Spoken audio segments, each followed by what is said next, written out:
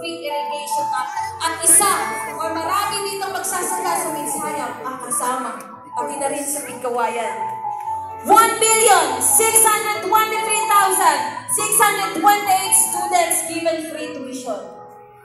2 million individuals assisted through Malasakit Center. And 109,035,343 Filipinos covered by universal healthcare.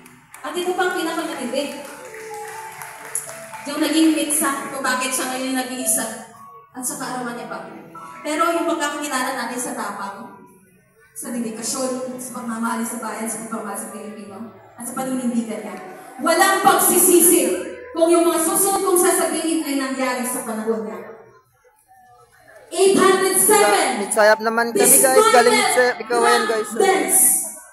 3,736 children rescued during anti-illegal drugs operation. 12,356 high-value target arrested. 22,093 drug-cleared barangays. 203,715 anti-illegal drugs conducted. 1,223,195 drug surrenderies at 59.93 billion worth of seized illegal drugs.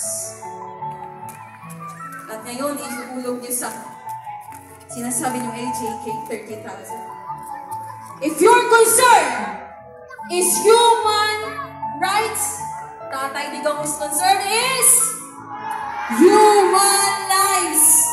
Nagbigay siya ng babala. Nagbigay rin siya ng chance